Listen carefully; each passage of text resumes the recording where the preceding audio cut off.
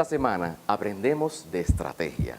Nuestro invitado especial, Paulo Araya Solís, experto en comunicación estratégica. Pero eso es solo aquí, en Una Ventana al Mundo.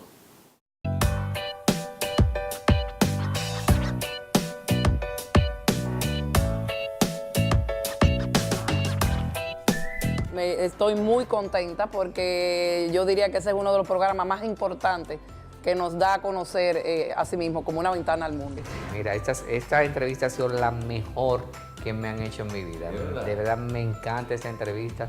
Yo te felicito a ti. Que esta ha sido para mí una de las entrevistas más especiales.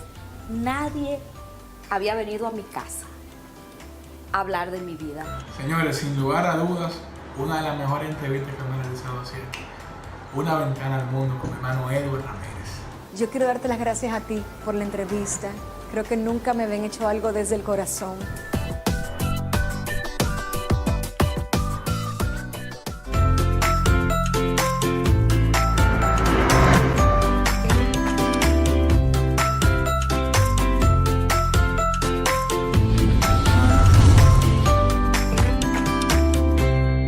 Una Ventana al Mundo, un programa especial. Nosotros nos empeñamos en que cada entrega sea diferente. Y en esta ocasión nos acompaña un hombre con una trayectoria y una historia real que contar. Ya veremos todo el contenido de este programa especial. Hoy nos acompaña Paulo Araya Solís, un hombre que yo lo catalogo como trotabón. Y nosotros aquí en este programa ya tenemos un cliché y es: ¿quién es Paulo? Bueno, primero gracias, un gusto verte, Eduardo. Paulo, como creo que lo has dicho ahora mismo, me considero un ciudadano del mundo. Un ciudadano del mundo que de alguna u otra manera ha tenido como un centro la República Dominicana.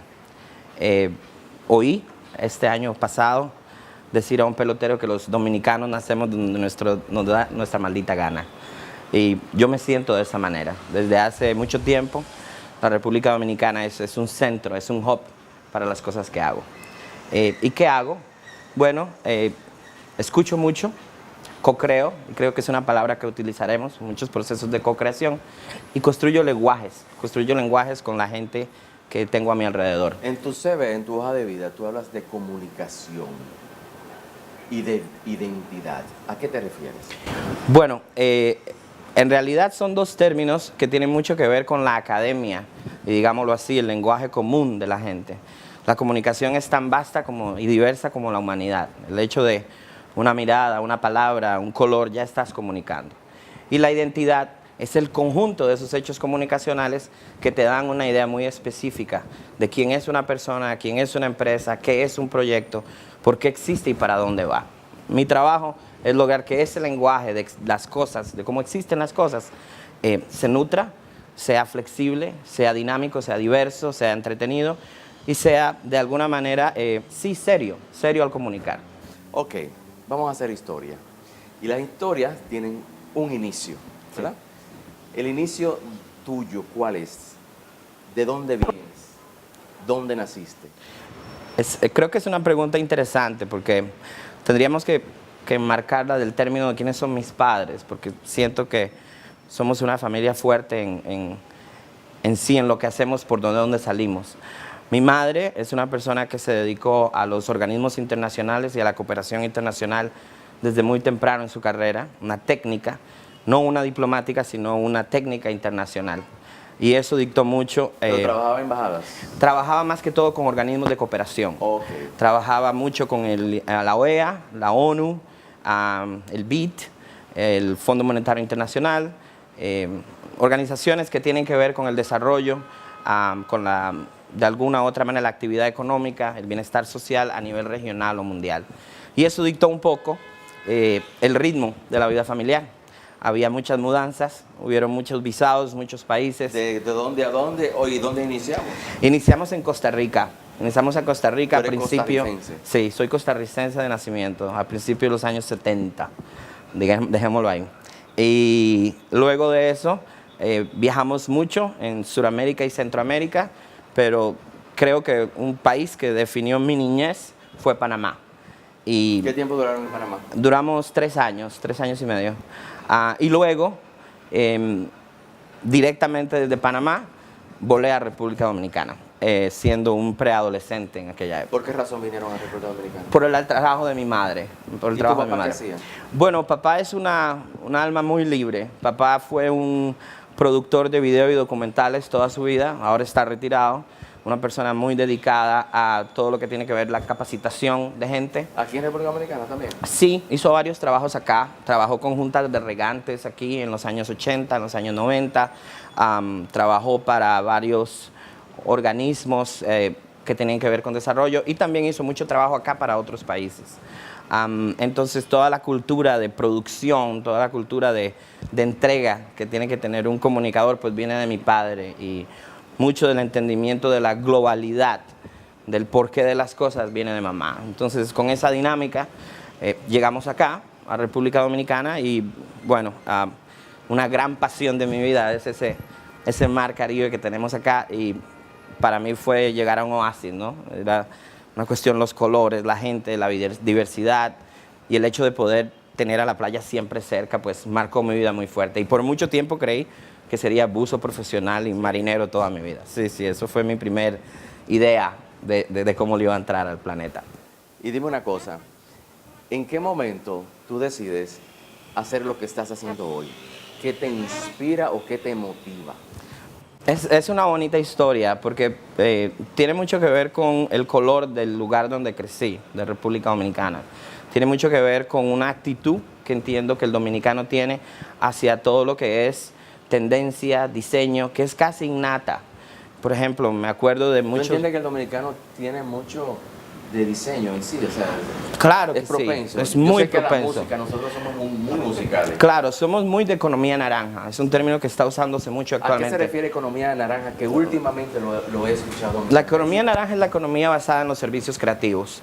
Entonces, todo lo que tenga que ver con moda, música, producción de eventos y todo lo que te estoy diciendo, tenemos ejemplos claros en la República Dominicana.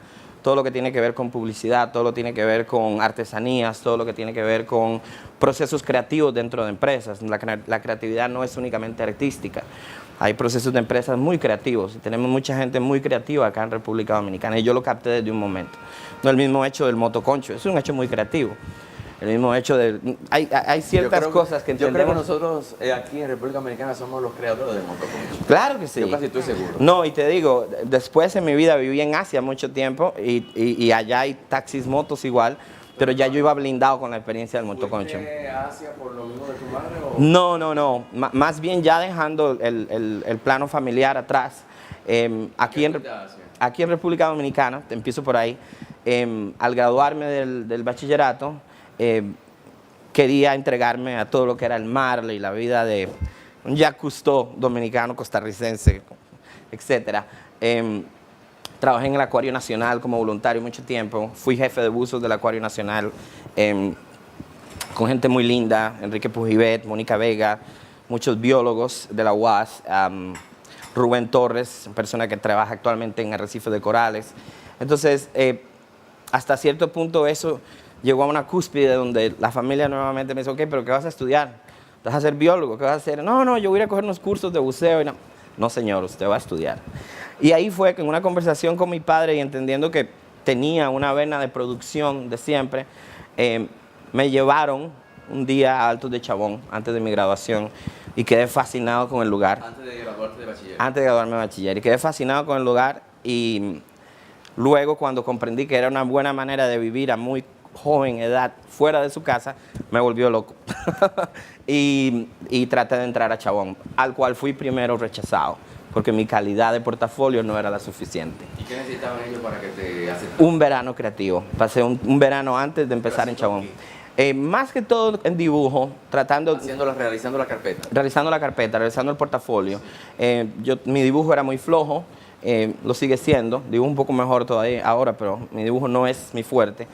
Pero siempre había en mí una vena de conceptualizador, una vena de fotógrafo, de camarógrafo, pero eso no es todo. Chabón es una escuela basada en Bauhaus, que fue una escuela que se creó en Alemania en los años 30, la cerraron los nazis, que el diseño tenía que ser igual a la función. O sea, una escuela totalmente de un approach muy conceptual. Que todo tiene que ser funcional. Todo tiene que ser funcional. Si aquello se ve por algo, se tiene que ver cómo se ve. Dejando un poco así la creatividad o la loquera por creatividad per se, sino que sé creativo con una situación, con un proyecto. La escuela Bauhaus está referente, no solo en lo que tú estudiaste, que ahí vamos a entrar, sino también en lo que es la vida misma hoy día, y mucho se refleja en lo que es la arquitectura. Pero eso lo va a hacer tras la pausa, aquí nuestro primer corte. Nos vamos a una pausa aquí en Una Ventana al Mundo, y al regreso vamos a hablar no solo de Bauhaus, sino el mundo de este hombre, por dónde empezó, solo aquí, en Una Ventana al Mundo.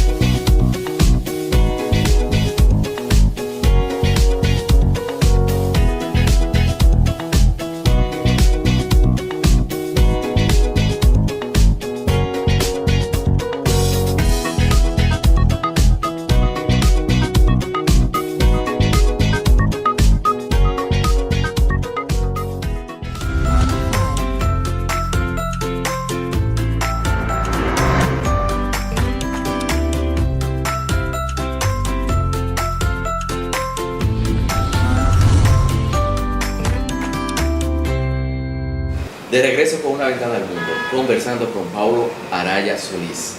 Y antes de la pausa hablábamos de la escuela de Bauhaus y de Alto de Chabón y la carpeta.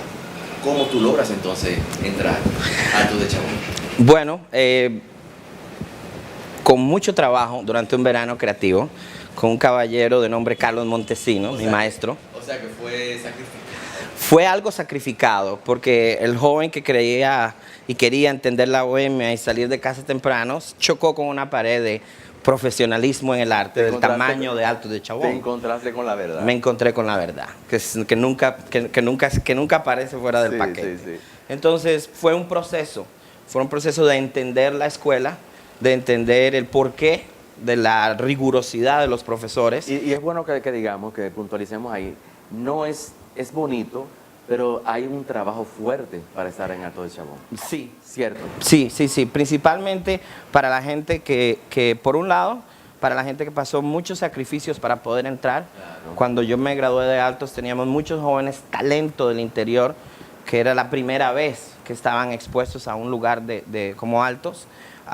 Y por otro lado teníamos jóvenes como yo, con no tanta disciplina artística, ni tampoco tan clara una idea de cómo iban a entrar al mundo del diseño o al mundo de las comunicaciones, de la comunicación visual, que también había una curva de aprendizaje, el cual lo que dio un poco más de cualquier otra cosa fue estructura.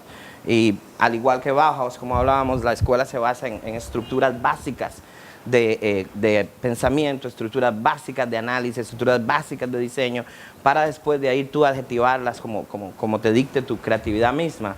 Pero importante esto que mencionas de Bauhaus, porque tuvimos a un experto sobre marca ciudad, una persona que desarrolla la marca Barcelona desde hace mucho tiempo. Es un señor que tiene unos 15 años trabajando en este proyecto.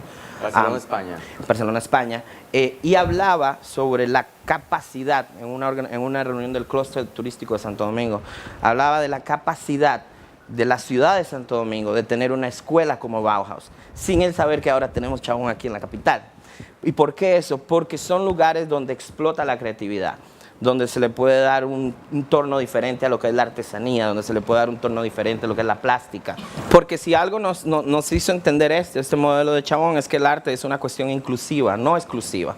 Tenemos de alguna manera el mundo del diseño, el mundo de la moda, etcétera, como lugares que son el pinnacle, la élite únicamente participa de eso, siendo totalmente lo contrario.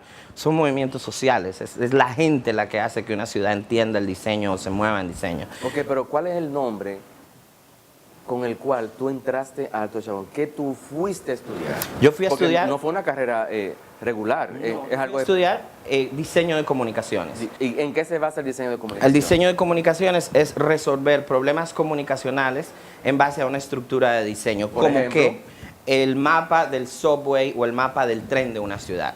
Por ejemplo, un empaque de una medicina o un empaque de un jugo de naranja. ¿qué tú le haces a eso para que sea comunicacional? Para que sea comunicacional, lo primero que se hace es entender la información que se quiere comunicar. De igual manera, una publicidad igual. Entender qué es la imagen, entender qué es el eslogan, entender qué es el texto secundario o primario, como le hablábamos en todos esos términos antes, eso ha cambiado mucho. Pero entender los componentes básicos de una pieza comunicacional, curarlos, crearlos, hacer que haya un enlace creativo entre ellos y que propongan y que dicten un llamado a acción. Entonces, un diseñador de comunicaciones lo que hace es entender visualmente un problema, entender visualmente una necesidad y crear en base a diferentes elementos una estructura en el lenguaje, ya sea visual o escrito, que resuelve ese problema. Tenemos muchos diseñadores visuales en la República Dominicana. Tenemos muchos diseñadores visuales graduados, por graduar, sin graduarse, empíricos, de todo. Mudanza y acarreo, por ejemplo. Ese letrero, ese nombre de un disco de Juan Luis Guerra que va más íntimo de ahí, a esa manera de ganarse la gente la vida. Hasta ahí llegan ustedes. Claro, y eso es totalmente diseño de comunicaciones. Es decir, todo lo que... El colmado es un diseño de comunicaciones en sí mismo. Es un lugar donde está el producto posicionado, donde hay un movimiento, donde hay una expresión de lo que es. Y creo que a veces perdemos esa creatividad dominicana en el trajín del día a día, en esa hiperconectividad que nos aleja un poco a lo que son nuestras tendencias autóctonas para entender tendencias autóctonas a nivel global. Y vivimos en un tiempo donde eso ya se convierte en un hecho cultural que se llama glocalidad. ¿Y qué es la glocalidad? Ajá. La glocalidad es esta manera en que el mundo se está desarrollando, que lo que estamos pensando globalmente tiene una aplicación local y lo que estamos haciendo localmente tiene un impacto positivo o negativo a nivel global. Por ejemplo, una cosa muy importante, y uso tu programa para esto, el uso de las fundas plásticas y las botellas plásticas. Es totalmente local el problema. Si nosotros decidimos no usar más plástico, no significa que el problema está resuelto. Hay una gran cantidad de naciones que usan plástico. Entonces, esos problemas de localidad necesitan mucho apoyo comunicacional y comunicación visual para poderse resolver. ¿En qué se basaría la comunicación en ese sentido? En esa situación, por no decir problema. Sí, por no decir problema, principalmente en el aprendizaje, principalmente en la educación de un consumidor más proactivo, en la educación de un ciudadano más comprometido, en la educación de comunidades menos ajenas a sus circunstancias. De que la gente entienda que es un solo planeta y que no tenemos otro donde vivir con estas condiciones. Mucho de eso. Y lo segundo, hablábamos fuera de cámara un poco de las revoluciones industriales, del 4.0, etcétera, etcétera. ¿Quién se inventó eso? El 3.0, el 2.0, el 4.0. Ahora todo es punto algo. Te puedo asegurar que fue un diseñador de comunicaciones. ¿Pero con qué objetivo? O sea, ¿a qué nos lleva eso? Los términos, los puntos cero, etcétera, vienen de todo lo que tiene que ver con el desarrollo de software. Ese es el origen, digámoslo así, sintáxico de la palabra. Cuando American Online salió, y luego salió American Online 2.0, o cuando un software nuevo salía el 1.10, versión, etcétera. Ahora hasta películas hay punto Claro. algo. Entonces lo que hemos hecho es capturar ese hecho comunicacional, ese lenguaje que se creó y aprovecharlo de diferentes maneras. El tal 4.0 que lo vimos en la política, lo vimos en el turismo, lo vimos en la agricultura, tiene que ver con un discurso sobre entender las revoluciones industriales. Y ahí va mi punto. En la primera... ¿No sería mostrar avances? Sí, en la primera revolución industrial, la determinamos mundialmente como en el momento que Gutenberg crea la imprenta, la caída de Constantinopla, del imperio, y la apertura de América, la conquista de América. Eso fue la primera revolución industrial. La segunda revolución industrial tiene que ver con la máquina de vapor y todo el avance que fueron los ferrocarriles como primer medio que ya no eran animales, sino un medio de carga masivo. La tercera tiene que ver con todo el hecho de los procesos industriales en línea, Henry Ford y la creación del primer carro, todo lo que tiene que ver las autopistas, etcétera. Y la cuarta, claro está, está basada en la digitalización de las cosas. Entonces, cuando hablamos de la cuarta revolución industrial, estamos hablando de todo el Internet de las cosas, estamos hablando de la digitalización, estamos hablando de la agricultura por precisión, estamos hablando de todo lo que tiene que ver con Big Data, todo lo que tiene que ver con tendencias a nivel de data, todo lo que tiene que ver con el fenómeno de redes sociales, pero vamos más allá de ahí, ese es mi punto. No puede haber una cuarta revolución industrial sin sostenibilidad. ¿Y a qué me refiero? Pero entonces nosotros estamos en un momento pico de revoluciones a nivel mundial. Totalmente. Esto que está pasando con la data, por ejemplo, esta cuestión que no tiene que ver el 4.0 con el 5G. Sí. El 5G es una cosa totalmente... Pero eso tú me lo vas a responder tras la pausa aquí en Una Ventana al Mundo. Perfecto. Paulo Araya Solís, solo aquí, en Una Ventana al Mundo.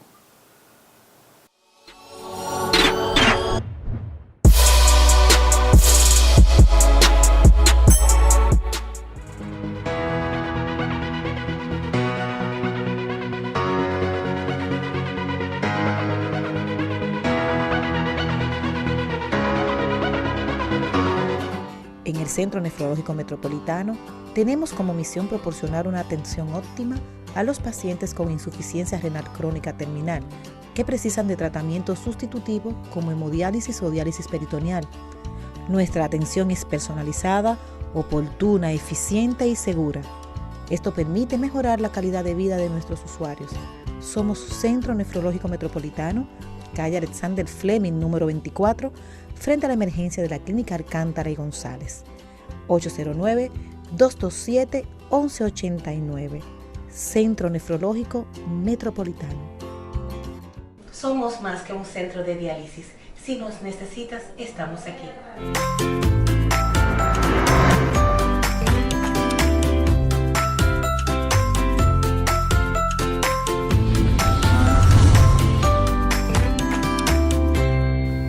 Continuamos con Una Ventana al Mundo en compañía de Paulo Araya Solís. Hablamos de comunicación.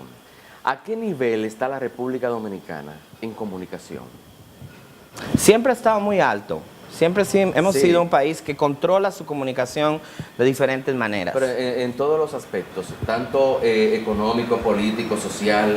Totalmente. Es decir, si vamos a la historia de la República Dominicana, de los 3 golpes, sí, tal vez las generaciones de ahora no sabrían lo que es, o de la palmita, para ser más específico, eso es un hecho comunicacional muy fuerte en sí mismo. El hecho de haber tenido unas intervenciones norteamericanas también son hechos comunicacionales tremendos. Eso que mencionaste eran símbolos. Símbolos de poder. Comunicaban algo. Totalmente. Por ejemplo, para irnos todavía para las audiencias de esa época, lo que significaba ver un cepillo negro en esa época, ¿no? Un Volkswagen negro en esa época. Entonces, no podemos perdernos que la comunicación no es únicamente un hecho mercantilista, sino que somos un pueblo que sabe comunicar y comunica muy bien. Nuestros merengueros son parte de esto, nuestros artistas urbanos son parte de esto, sin decir nombres, porque son muchísimos hermanos creativos que tengo, nuestros grandes muralistas contemporáneos, todo el movimiento del graffiti, nuestra vestimenta. El dominicano es una persona que tira tela, es decir, vestimos bien o queremos vestir en tendencia. No hablemos de don Oscar de la Renta, no hablemos de gente como Dominique Bruder, con familias como la Bruder, que ha entendido esa dominicanidad. ¿Qué es una tendencia? Una tendencia, esa es una pregunta interesante, pero una tendencia la podemos definir cuando un grupo grande, un mega grupo de personas empiezan a tener un patrón social de consumo o económico de una manera constante similar. ¿Y de comportamiento también? Totalmente. Hay una tendencia, por ejemplo, hay una tendencia actualmente en la República Dominicana a beber vino tinto. Si te acuerdas, hace unos 20 años, el único vino tinto que aparecería es Casillero del Diablo y Picado. Pero hemos creado en la República Dominicana una tendencia de entender la cultura del vino, porque se creía que no podía haber buen vino en este país porque era muy caliente. No. En Israel se beben vinos deliciosos, en todo el Medio Oriente se beben buenos vinos. Eso no tiene que ver.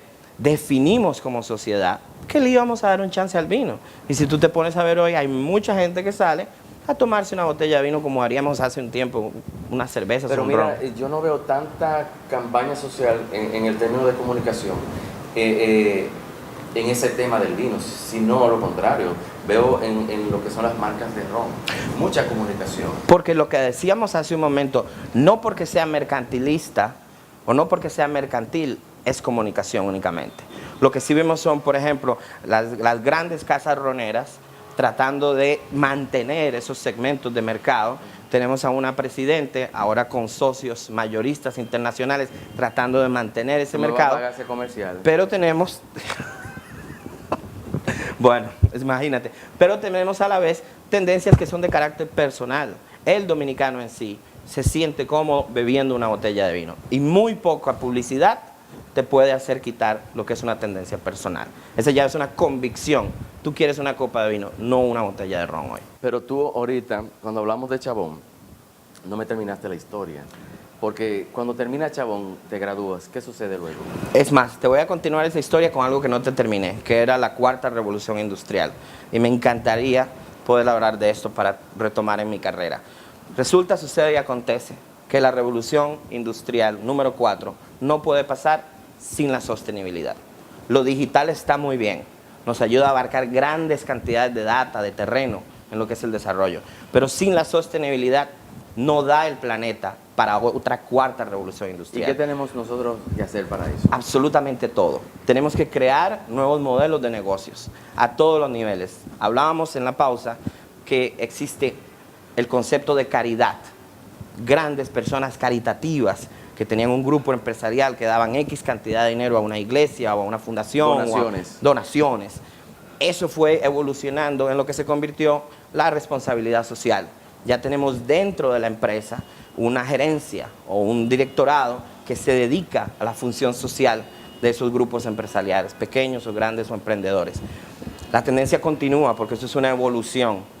¿Qué es lo que viene? ¿Qué es lo que sigue? Premio Nobel de Economía del año 2017, la economía del bien común. ¿Qué significa eso? Salir de todo lo que tiene que ver con responsabilidad social a modelos de negocios, a nuevos modelos de negocios, donde todo el componente social es parte del capital, es parte de la inversión y es parte de los retornos. Cuando entendemos que un retorno, al igual que debe ser una meta financiera, lo es una baja huella de carbono, o lo es limitar los vuelos de una compañía, o lo es tratar de mitigar de alguna manera esa huella de carbono y ese gasto de energía, porque eso lo es consumo de energía, estamos recomponiendo la estructura del negocio en sí. Y hacia eso es lo que se dirige al mundo. No es únicamente ya poder apagar la luz, reciclar, aunque son cosas muy importantes, comprar un carro más pequeño, sí, pero tiene que llegar hasta un momento donde vemos, ok, sí, va a haber un momento donde la mayoría de los carros sean eléctricos en el mundo. Va a haber un momento donde la mayor cantidad de energía sea no por petróleo o combustibles fósiles. Entonces, no es que estemos de ninguna manera quitándole la necesidad a la responsabilidad social o su espacio corporativo, sino que son modelos y son tendencias. Llegaremos a tener ciudades más limpias o dejaremos de existir. En resumidas cuentas, venimos otra vez a caer en que tenemos que cuidar el planeta, pero que para eso necesitamos comunicar, enseñar, educar a la gente. Claro, y eso tiene que ver... Concientizar sobre todo. Sí, y no es únicamente una concientización hacia las masas. Por ejemplo, un término que existe actualmente, y es una de las partes de mi trabajo profesional que me agrada mucho, tiene que ver con el eco-luxury. Yo quiero una villa en Altos de Chabón, pero un apartamento en Altos de Chabón, una villa en Casa de Campo, o quiero una villa en Jarabacoa, pero la quiero cero emisiones. Eso significa... Eso significa que la villa en sí misma no produce las emisiones. Fue hecha con materiales totalmente que de alguna manera tienen un balance con el ambiente y tiene un modelo de reciclados, reusados, bajo consumo, energía solar, todo lo que se llama la certificación LED de edificios, que tiene que ver con que esta construcción en sí no está haciendo la menor carga para el ambiente. De igual manera, todo lo que tiene que ver con eco-luxury es de dónde proceden las cosas y cómo salen. Es decir, esto lo hicieron unas manos de unos niños en un país donde la gente se muere de hambre, o esto lo está haciendo una familia de la cual está recibiendo una mayor satisfacción económica y social de lo que está haciendo. Y pasa en todas las áreas, pasa con el café, por ejemplo, con los productos agroecológicos, pasa con las construcciones, pasa con todo lo que tiene que ver con el turismo 4.0, etc. De todo eso que hablamos, de formar o construir o crear todo lo que es comunicación. Sí, entonces volviendo a Chabón, termino Chabón y como cualquier chabonero que ha progresado un poco en su carrera, Parsons School of Design en Nueva York es tu próxima meta. Y yo tuve la dicha de poder emigrar como un dominicano más a Nueva York para después de un año de estar por allá haciendo varios trabajos y conociendo Nueva York, entrar a Parsons. Y me graduó como allá también como diseñador de comunicaciones. ¿Qué es un diseñador de comunicaciones? Es básicamente lo mismo, pero estudiando 2 años más en Nueva York. Con mayor experiencia, con profesionales al lado tuyo que tienen mucho mayor amplitud, con una base de diseño más sólida, donde ya no es el dibujo o la tipografía, sino la aplicación de esas cosas. Como beber de un hidrante de una ciudad como Nueva York, comunicacionalmente, tener la oportunidad de llegar al Alto Manhattan. Como una gran pasantía. Como una gran pasantía, con profesionales en aquel momento, igual Parsons sigue siéndolo, pero en aquel momento íconos de lo que era el diseño gráfico, del diseño de comunicaciones. Gente muy seria, Henry Wolf, Alexa Nosal, Paula Scher, grandes profesionales que en sí mismos han producido escuelas de comunicación o escuelas visuales. Por ejemplo, Paula Scher es la persona que se le adjudica lo que se llama The New York School, una manera de que las cosas se ven en diseño. Entonces, sí, Parsons básicamente lo que hizo fue ponerle un buen nudo a esa gran soga de creatividad que Chabón creó y tomé una decisión casi que, digámoslo, rápida. En el momento que me gradué, había la posibilidad de irse a vivir a Asia. Pero espérate, Sí. si vamos a hablar de Asia, es necesario hacer una pausa. Tras la pausa, continuamos con Paulo, hablando de Asia y hablando de marca país. Pero eso es solo aquí, en Una Ventana al Mundo.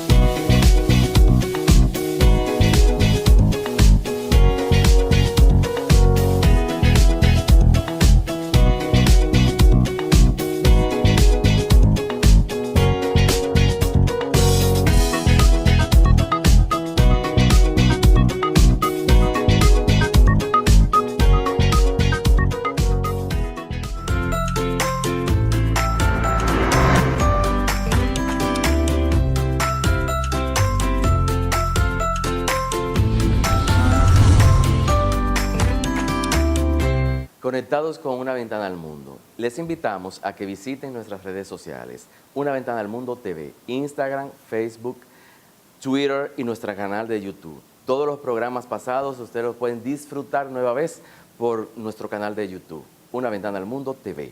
Y aquí, en compañía de nuestro amigo hoy día ya de muchos años que nos volvimos a encontrar realmente, Paulo Araya. Paulo, hablábamos de que íbamos para Asia y que vamos a terminar hablando de marca país. Sí, vamos para Asia, completamente efervescente, graduado de Parsons, íbamos para Asia. ¿Pero qué te decidió coger para Asia? La locura, ¿Sí? totalmente. ¿Tú dijiste voy para Asia? No, porque resulta ser que el sueño de cualquier dominicano, no dominicano que llega a Nueva York es tener su residencia. Y yo tenía la posibilidad de haberme graduado de Parsons, aplicar a una residencia temporal para una práctica profesional.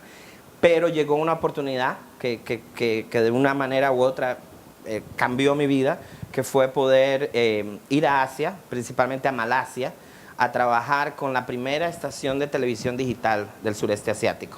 Un gran potentado asiático. ¿Pero cómo conectaste con eso? Conecté por medio de la escuela y vuelve Chabón a tener una resonancia en mi vida. Chabón es una escuela 2+2 con Parsons. Y este hombre, Dato Effendi Norwawi, una persona de Malasia, tenía el poder económico y la visión social y académica de crear un Altos de Chabón, el Centro de Diseño Avanzado de Kuala Lumpur, en Kuala Lumpur, Malasia. Y había una serie de aplicaciones para poder aplicar a un trabajo en Malasia. Yo las llené, Resulta ser que el hecho de que venía de Chabón y Chabón era el modelo que ellos querían duplicar allá, me abrió la puerta a poder llegar a Asia a trabajar en la creación de esta universidad de diseño y a su vez en este canal de televisión. Que claro, que para un muchacho de 20 y pico de años es servirse demasiado con flex y demasiada altanería, digámoslo así. Yo llego a Asia, exactamente el día de mi graduación de Parsons, en la noche, firmo un contrato y 15 días después estoy en Kuala Lumpur, en Asia, con las botas puestas y el cuchillo en la boca, como quien dice. Pues claro, un país primero que todo musulmán, fue mi primer contacto con un país musulmán. Luego en mi vida he tenido la oportunidad de compartir valor en esos espacios. Eso en sí mismo era ya una gran diferencia de la vida. Por otro lado el idioma, por otro lado Asia, es Asia, ¿no? Eso es otro mundo. Entonces poco a poco lo que fue una consultoría de 3 meses se convirtió en 3 años viviendo en Malasia, Tailandia y Singapur. Pero haciendo lo mismo. Haciendo lo mismo para el mismo grupo, el grupo de Dato Effendi Norwawi, trabajando en CENFAT, Center for Advanced Design, y trabajando en NTV 7. Una anécdota muy clara fue que yo traía todo un concepto para NTV 7 y en una reunión me dijeron, mira Pablo, quédate al final de la reunión, te quiero decir una cosa. Mi jefe en ese momento me dijo, mira Pablo, en Asia no decimos todo lo que pensamos. Para mí fue que el mundo se me caía y básicamente me sentí que casi me estaban diciendo coge el avión para atrás, porque yo era muy abierto hacia mis ideas y cómo se tenía que hacer la cosa, pero mi gran sorpresa fue que al hablar con la persona que nos había llevado allá, el lunes siguiente me cita a su oficina y cuando llego a la oficina resulta ser que la persona que me dijo esto la despidieron y me dieron a mí el cargo de esa persona, que fue casi fue un shock para mí. Y yo le dije, yo no puedo hacer esto, yo me estoy graduando. Y dice, no, tú sí lo puedes hacer, tú lo que necesitas son buenos consultores.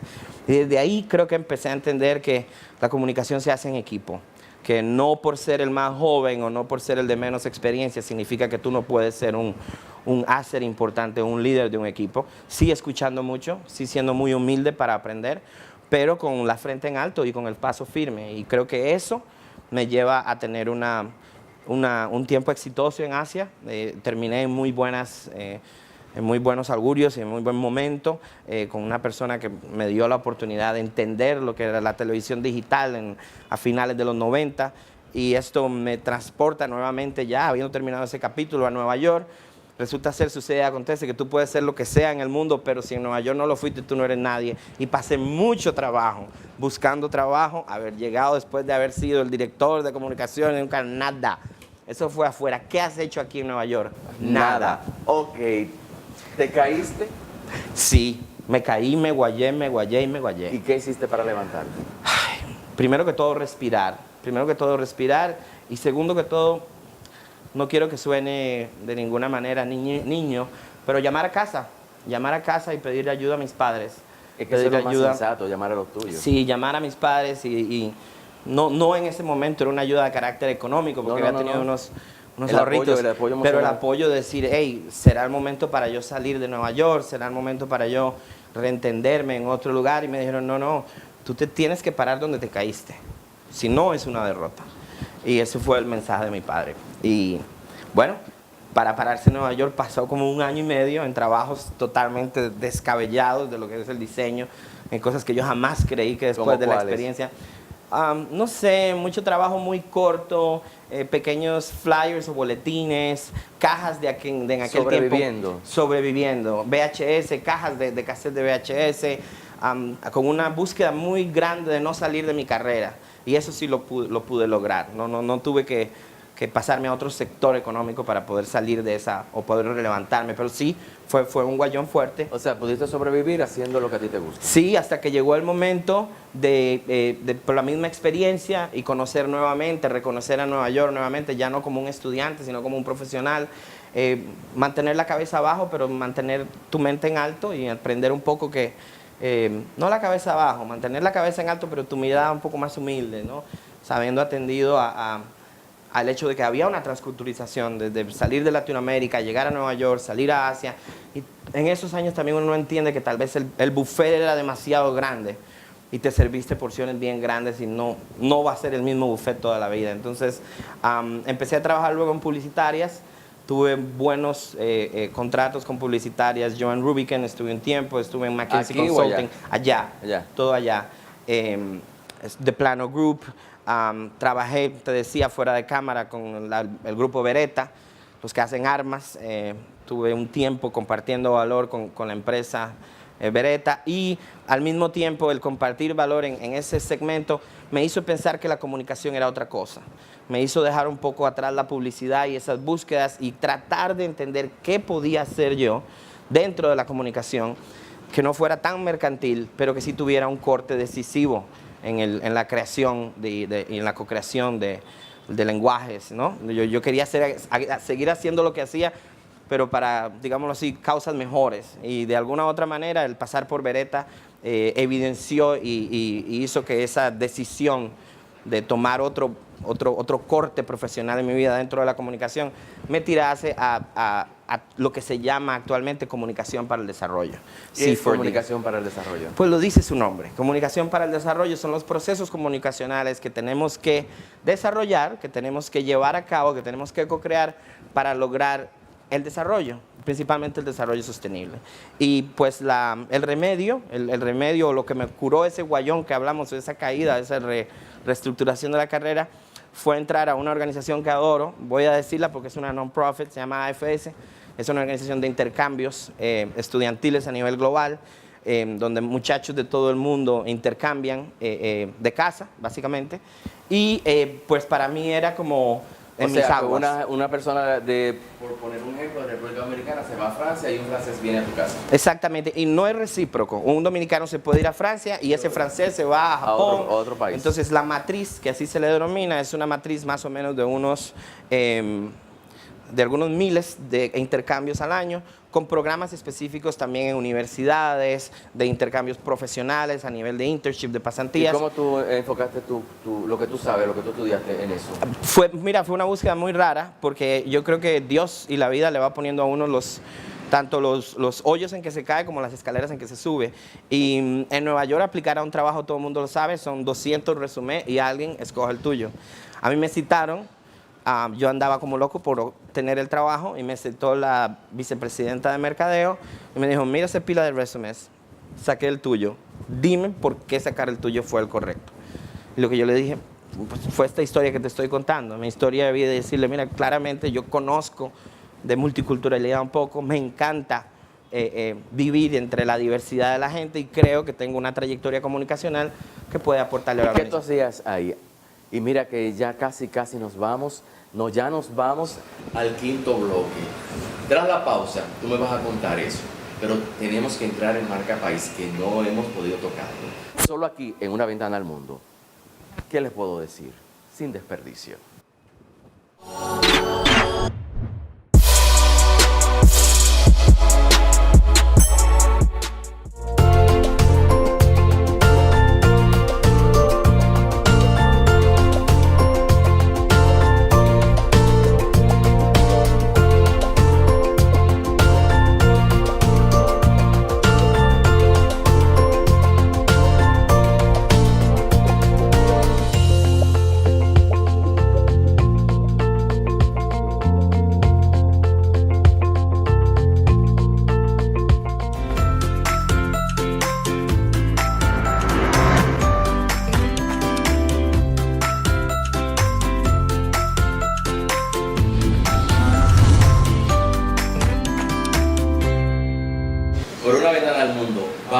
Un gran hombre, un trotamundo. El último bloque, ya estamos. Es necesario resumir. Este es de los hombres de los invitados, que es bueno hacer otro programa. Ya lo haremos en el futuro. Pero ahora es necesario, Pablo, que hablemos de el programa que estuviste, de Marca País, y ese legado que tú tienes que dejar a la sociedad dominicana o el mundo. Claro que sí. Yo creo que todo va con el torno a la educación. Hablamos 2 o 3 veces de educación. Educación familiar desde la casa, educación académica, educación social, ¿no? y mi nombre es Paulo por Paulo Freire, por un gran educador brasilero. Entonces, la educación... Sí. Mucha educación y no formal, muchos de los procesos de educación, como tu programa, que es un programa que educa. Bueno, de alguna u otra manera entro a esta organización en 52 países de intercambios estudiantiles, primero como un manager, luego como director de mercadeo global, y me da la oportunidad de viajar mucho, de conocer muchas culturas, de compartir valor con mucha gente, con muchas razas, de entender la diversidad del mundo pura y dura, no una diversidad de libros, sino de existencia, exacto, donde muchas veces el escuchar es más importante que el decir, donde muchas veces la pausa es más importante que la velocidad. Y luego de trabajar, que ha sido el lugar donde he trabajado más años, 8 años con AFS, en 52 países, tanto en New York, basado en New York, y luego en Portland, Oregon, yo defino que es tiempo de volver a Latinoamérica. Y nuevamente hay esa llamada a mis padres, con una cosa muy simple: hey, yo ya quiero volver a Latinoamérica y compartir valor desde Latinoamérica. Y no en ese momento, específicamente en ese momento, compartir valor en los países latinoamericanos. Y más que en cualquier otro lado, en Costa Rica, donde nací, que salí muy joven de ahí, nunca tuve la oportunidad hasta este momento de volver allá, hasta ese momento de mi vida, de volver allá y trabajar. Y por unos consejos y por una sincronía de la vida, termino emigrando de los Estados Unidos a Costa Rica para trabajar en el rebranding, en el rebrandeo, en la evolución de una marca, de una universidad, la Universidad para la Cooperación Internacional, donde fui director de mercadeo por 2 años únicamente, porque me dieron la hermosa tarea de ir a vivir a Panamá, en Ciudad del Saber, que es un centro de conocimiento muy similar al Parque Cibernético, solo que un poco más grande, al frente del Canal de Panamá, a abrir una universidad. Y a trabajar temas de proyectos de desarrollo. Entonces, mi gran logro, de alguna manera, de trascender desde una estructura muy corporativa dentro de los Estados Unidos a ser más un consultor de imagen y entender la realidad latinoamericana, habiendo estado mucho tiempo fuera de ahí, pues se logró.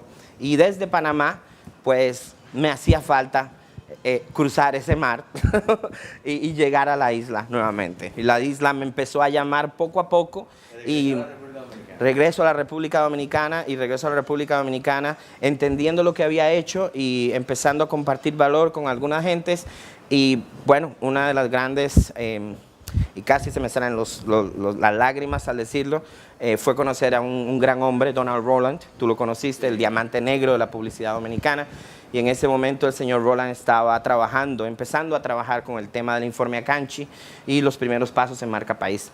Y tuve el honor de ser oficial de Marca País y trabajar los primeros pasos al lado de un gran equipo de gente del sector privado y del sector público, que empezamos a entender esa realidad y esa necesidad de que Dominicana fuese más abierta, más expuesta. Una marca. Empezamos a tener un crecimiento económico que lo demandaba, empezamos a tener una demanda turística que lo exigía, empezábamos a tener una ciudadanía que también quiere y continúa esa búsqueda, porque la marca no más se hace. El valor más importante de la República Dominicana es su ciudad. Totalmente, es su gente, totalmente. Entonces, ahí empieza una curva de aprendizaje amplia en todo lo que es inversión extranjera directa, en todo lo que es turismo, en todo lo que es los factores que hacen de una marca país una marca viva, no únicamente un logotipo. Y luego de ese intercambio y de esa búsqueda, pues empiezo a solidificar mi estudio, que es un estudio de exactamente eso, de reputación, porque la marca es muy buena, pero sin reputación una marca no es nada. ¿Qué hace la reputación? La reputación es básicamente lo que te deja, la reputación corporativa, es el legado de las empresas, es la verdad del producto, es que la pizza sepa tan buena como lo dice el empaque, es que, exactamente, es poder hablarle a la cara y a todas las audiencias de cara, es el no mentir, es el no salir por la puerta de atrás nunca, es entender la responsabilidad no únicamente social, sino la responsabilidad existencial del alma de lo que hacemos día a día y que llamamos trabajo. Y esa reconfiguración del trabajo, hablábamos de los asalariados, gente que empieza a tener problemas porque su edad no es tan competitivo, gente que es muy joven. Tú y yo estamos entre los baby boomers y los millennials, somos la carne del sándwich que tiene que estar de alguna manera empatando esos dos mundos tan diferentes. Entonces, de aquí de allá. así es. Entonces eso me lleva a ya tomar Dominicana como un norte, empezar a trabajar con el mercado dominicano y con consultorías en el exterior, pero teniendo Dominicana como base. Y dentro de eso, vuelvo y te digo, Marca País fue un regalo de Dios, una cosa muy fuerte. Todavía entiendo que eso es una continua construcción, porque ya me siento como un evangelista de Marca País sin trabajar en el equipo de Marca País. O sea, cada cosa que hago es en realidad Marca País. Cada cosa que hacemos día a día es parte de nuestra Marca País. Y volviendo a la comunicación para el desarrollo, mi vida profesional actualmente tiene que ver con expresarle a los clientes la necesidad de pensar lo que se hace antes de hacerlo, de invertir mejor sus presupuestos comunicacionales, de escuchar mucho a la gente y a las audiencias, de entender esa hiperconectividad de los millennials y esa brecha digital de los baby boomers y crear espacios de diálogo productivo, porque al final todos somos ciudadanos, todos somos consumidores, debemos ser responsables. Entonces, mi trabajo es ese. Mi trabajo actualmente tiene que ver con que la gente logre tener espacios, se llama co-creación esto. Antes hablábamos de que la gente no co-creaba. Antes teníamos equipos que colaboraban. La colaboración, hay una gran idea, tú haces un pedazo, yo hago otro y logramos el objetivo. La diferencia entre eso y la co-creación es que tu gran idea más mi gran idea van a co-crear y van a crear una idea juntos. Entonces eso necesita mucho el millennial y el baby boomer, de saber de que ninguno de los dos tiene la batuta, sino que tiene que haber esos espacios totalmente, espacios sociales. Pablo, con dejar ese legado, toda esa experiencia que tú tienes, ¿no te ha motivado en algún momento tú dar clases en una universidad o dar un taller o dar un curso? ¿Cómo tú? Mira, sí, y actualmente yo creo que cuando el carro empieza por ahí por los 40 y pico mil kilómetros, ya uno empieza a hablar de la palabra legado, ¿no? Y un poco tiene que ver también que no puede haber en casa de herrero cuchillo de palo. El legado es de cada quien debe tener un legado, desde la profesión más simple, desde el ser humano más simple hasta el más complejo. Esa necesidad de trascender, no únicamente genéticamente, sino tus pasiones, tus búsquedas, tu conocimiento. Y esa transferencia de conocimiento de la cual estás hablando, esa gestión del conocimiento, yo creo que ha llegado el momento. Me interesa un poco hacer más talleres más masivos, me interesa un poco todo lo que es la comunicación política, me interesa mucho el forjar nuevos diseñadores, volver a la ética del diseño, rescatar personajes como el modelo de trabajo de don Oscar de la Renta, rescatar personajes como don Guillo Pérez, como Cándido Vidó, y también mucha gente actualmente que tenemos haciendo grandes cosas en el mundo, y poder hablarle a esas mentes jóvenes ya enfocadas en el diseño. Hey, recuérdate de la ética, recuérdate de la sostenibilidad, recuérdate que no todo tiene que ser para venderlo mañana, no todo tiene que tener los colores de última moda, sino de verdad, dejemos una marca y que sea una marca buena, ¿no? Contigo hay que hacer muchos programas. Por favor, Ya más llegamos. bien, perdona que te interrumpa, pero más bien te agradezco la oportunidad, ha sido una experiencia bellísima. Sí, nos conocimos profesionalmente en la noche de los tiempos y ver también tu trayectoria y tu legado y ver el programa y lo que hace es fascinante y mis felicitaciones, mis humildes felicitaciones por eso. Te iba a dar las gracias a ti Por favor, el siempre. tiempo, por aportar al público de Una Ventana al Mundo, que ya día a día hemos dejado un legado realmente, trayendo contenido como el tuyo. Muy amable. Y a esa gente que te está viendo ahora, a esa gente que se quiere dedicar a lo que estás haciendo, a donde tú has llegado, ¿cuál es tu mensaje? Mi mensaje es compartir valor. Mi mensaje es, el comunicador es una persona que tiene que ser de carácter humilde y de carácter diverso e inclusivo. No importa si estás en el ITLA, si estás en APEC, si estás en cualquiera de las universidades o ni siquiera si estás en la universidad y buscas decir algo, dilo con propiedad, pero primero escucha. Creo que hay mucha gente en este país a la cual escuchar, a muchos niveles, y muchas veces hay un refrán aquí: de cualquier yagua vieja sale tremendo alacrán. O sea, el próximo Oscar de la Renta puede estar en cualquier lugar de nuestro bello país, el próximo Guillo Pérez tiene que andar por ahí ya gateando. O sea que lo más importante es escuchar, dejarse ver y poder compartir valor con cada persona de todas las maneras posibles diariamente. Y de esa misma manera permitirte soñar. Totalmente. Hoy te tocó el turno a ti de contar tu historia aquí en Una Ventana.